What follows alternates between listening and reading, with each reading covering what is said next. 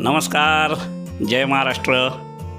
महाराष्ट्रातल्या सर्व नागरिकांना, शासन प्रशासन सगळ्यांना महाराष्ट्र दिनाच्या हार्दिक हार्दिक शुभेच्छा. आज 1 मे आहे आणि पूर्ण स्वातंत्र्यानिशी बोलण्याचं संपूर्ण स्वातंत्र्य वापरून मी हा व्हिडिओ चित्रित करतो आहे. याविषयी कोणताही कायदेशीर बाब उद्भवणार नाही अशी मला खात्री आहे. पण जर उद्भवली तर त्याविषयी चर्चा करण्यासाठी ओपन डोर आहे, म्हणजे कवाड उघडे आहे. काय आहे, मराठी असलो तरी थोडं इंग्रजी बोलण्याची सगळ्यांना सवय आणि ती मलाही आहे. असो, मी तुमचा मित्र विजय गुजर 1 मेच्या निमित्ताने काही विषय, काही प्रश्न, काही शंका ज्या माझ्या मनात आहेत त्या तुमच्याशी बोलायला आलेलो आहे. शिक्षण, प्रशिक्षण, रोजगार, स्वयंरोजगार आणि संपूर्ण पुनर्वसन हे प्रश्न सगळ्या जगासमोर आहेत. परंतु म्हणून काही जग थांबलेलं नाही. आज अमुक कम्युनिटी, म्हणजे उदाहरणार्थ आपण गृहीत धरूया एक कम्युनिटी आहे माणसांची, तर ह्या कम्युनिटीमध्ये हे प्रश्न सुटलेले नाहीत म्हणून ह्या माणसांनी राजकारण करायचं सोडलं आहे का? नाही सोडलं ना. पण मग हे सगळे प्रश्न असतानासुद्धा एकही ब्लाइंड माणूस, दृष्टीहीन माणूस, ज्याला दिसत नाही दोन्ही डोळ्यांनी असा माणूस राज्यसभा, विधान परिषद, नगरपालिका, पंचायत समिती, जिल्हा परिषद, लोकसभा, विधानसभा या ठिकाणी का प्रतिनिधी होऊ शकत नाही? आता तुम्ही म्हणाल की राहावं, तुम्ही निवडणूक लढवावी. पण मित्रांनो, अपक्ष निवडून येणं ही गोष्ट तेवढीशी सोपी नाही आहे. त्यासाठी राजकीय पक्षाने तिकीट द्यायला पाहिजे. आता राजकीय पक्ष तिकीट का नाही देत? तर ब्लाइंड माणूस हा सहानुभूती, बेचारा या श्रेणीमध्ये मोडला जातो. तुम्ही जर का, आता तर कोणी म्हणेल निवडून येण्यासाठी काम करावं लागतं. अरे पण ब्लाइंड माणूस जर काम करायला फील्डवर उतरला ना, तर उलट लोक त्याला म्हणतात, बोला तुम्हाला आमची काय मदत पाहिजे? त्याला मदत पाहिजे नसते, त्याचे माणसं घेऊन तो तुमचे कामं करायला तत्पर असतो. पण उलट लोक त्यालाच उलट सांगणार की बोला तुम्हाला आमची काय मदत पाहिजे.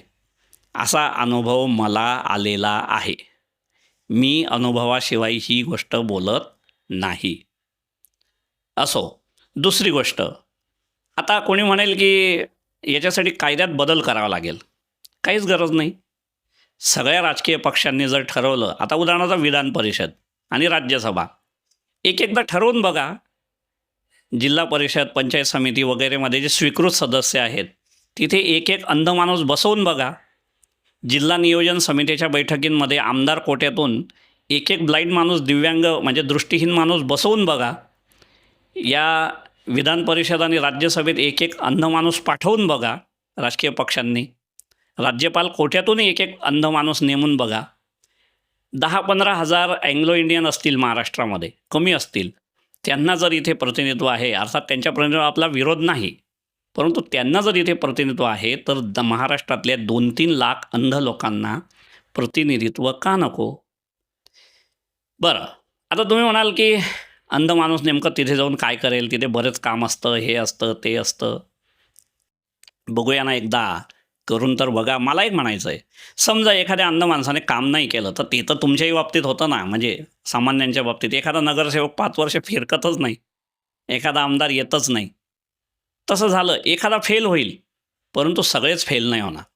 जिल्हा परिषद, पंचायत समिती, स्वीकृत सदस्य या माध्यमातून जे जातील त्यातले सगळेच फेल नाही होणार. कोणीतरी तर चांगला काम करेल.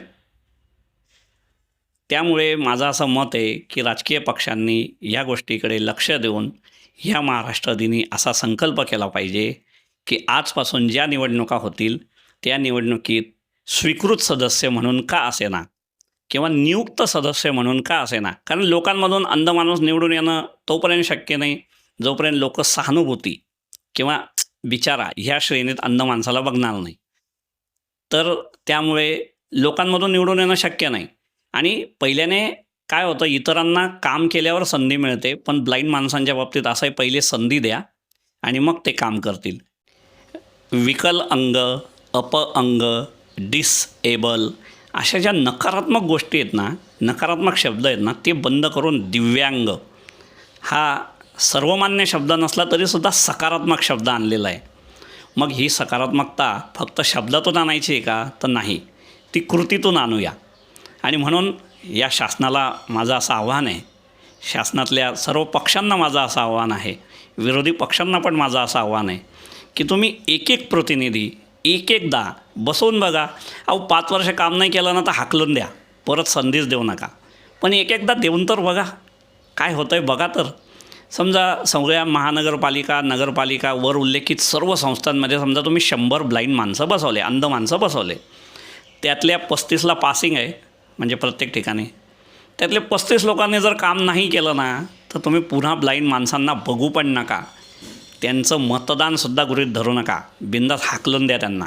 पण जर 35ला पासिंग आहे, मला खात्री आहे की 100पैकी 95 लोक काम करतील आणि महाराष्ट्राच्या प्रगतीमध्ये आपला हातभार लावतील. तरच 1 मे महाराष्ट्र दिन आणि हे महाराष्ट्र राज्य आमचंसुद्धा आहे असं आम्हाला वाटेल. नाही तर मग तो महाराष्ट्र सोन्याचा असला तरीसुद्धा आम्ही त्याच्याकडे कशाच्या दृष्टीने बघायचं. जय जय महाराष्ट्र आमचा, माझा हे आम्ही कधी म्हणू? जेव्हा आम्हाला सर्व क्षेत्रात संधी मिळेल. आज रोजगार, स्वयंरोजगार, शिक्षण, प्रशिक्षण, संपूर्ण पुनर्वसनात आमचा सहभाग आहे, नाही असं नाही. आम्ही नोकऱ्या करतो, सगळं करतो. परंतु हे राजकीय क्षेत्र आम्हाला का दूर आहे? या क्षेत्रापासून आम्ही का वंचित आहोत? हे क्षेत्र आमच्यासाठी सावत्रपणाची वागणूक का बनलेलं आहे? ते बनवायचं नसेल तर सगळ्या राजकीय पक्षांनी ही गोष्ट लवकरात लवकर अंमलात आणण्याचा प्रयत्न करा. याच्यासाठी काहीही चर्चा करायची असेल तर माझा मोबाईल नंबर या व्हिडिओमध्ये मी दिलेलाच आहे. तेव्हा सगळ्यांना पुन्हा एकदा सांगतो आणि मोबाईल नंबर तोंडीही सांगतो. 9823975952. हा व्हिडिओ जास्तीत जास्त शेअर करा आणि शासनापर्यंत पोचेल अशी व्यवस्था करावी अशी मी सगळ्यांना विनंती करतो. धन्यवाद.